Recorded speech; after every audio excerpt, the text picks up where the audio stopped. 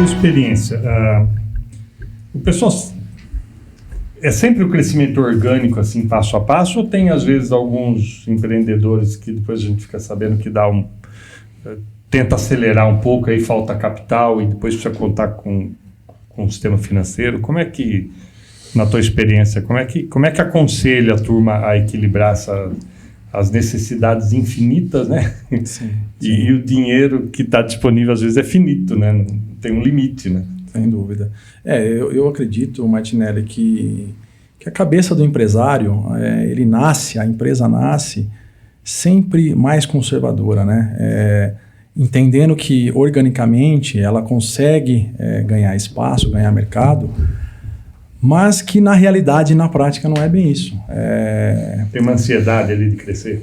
Tem uma ansiedade de crescer, exatamente. O empresário ele começa a ver que o seu concorrente às vezes está fazendo algo diferente, e esse algo diferente, o concorrente já está há anos trabalhando em cima disso. Tem a questão econômica, né? Então a gente passa por situações igual passamos aí por Covid. Quantas empresas não nasceram numa época do Covid em que o desespero faz com que ela recorra ao recurso de terceiros.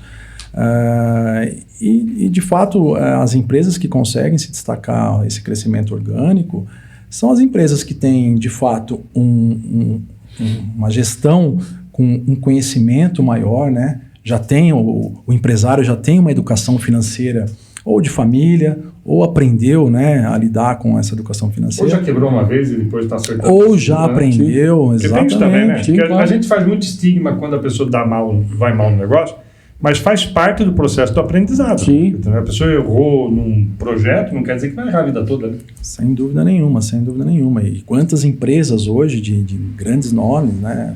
A própria Walt Disney, né? Ele foi ter uma ascensão aí com mais de 50, 60 anos de idade. Então, eu acredito muito que esse gargalho, né, essa falta da nossa cultura, trazer conhecimento financeiro desde o berço ali, desde a educação primária. Igual o Roberto faz, desde o primeiro dia da empresa. Desde o primeiro dia da empresa, ele é fundamental, ainda mais tratando de um país que tem, quer queira ou não, um custo financeiro alto. Nós somos considerados um país de juros. Estamos chegando aí com uma taxa Selic 14,75, um viés ainda de alta, com uma queda um pouco mais a médio e longo prazo, e você sustentar isso no seu negócio a partir do momento que você está tomado numa linha errada de crédito, é fatal. E isso passa por você, por essa questão da educação financeira. A gente teve citar uma questão própria nossa, a gente teve uma dificuldade com relação em 2000, depois do processo da Covid, a gente fez, foi a primeira operação bancária que a gente fez, foi um Pronamp, né, que a taxa em si era teoricamente uma análise boa, tal, incentivou a gente a pegar um recurso. Só que a Pronamp que a gente fez foi ligada à Selic. Pós-fixado, alta da taxa Selic. Né?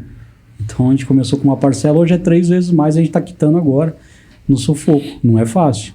Então você tem que...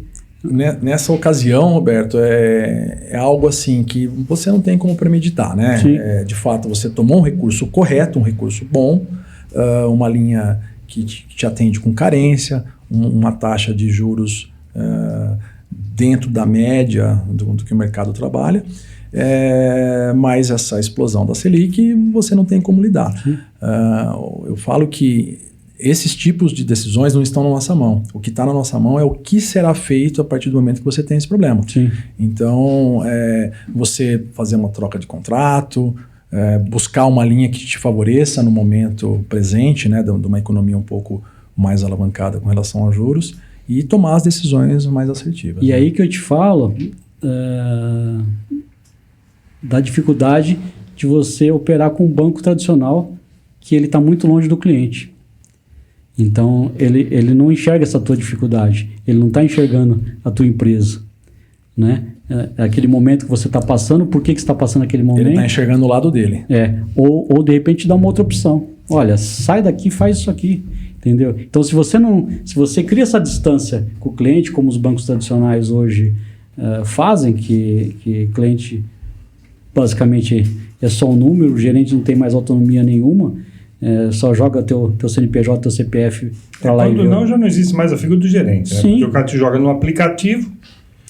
Agora tem gerente online, né? Tem um gerente online que, de fato, é uma meia boca ali. Tem depois um assistente virtual, que é um robozinho.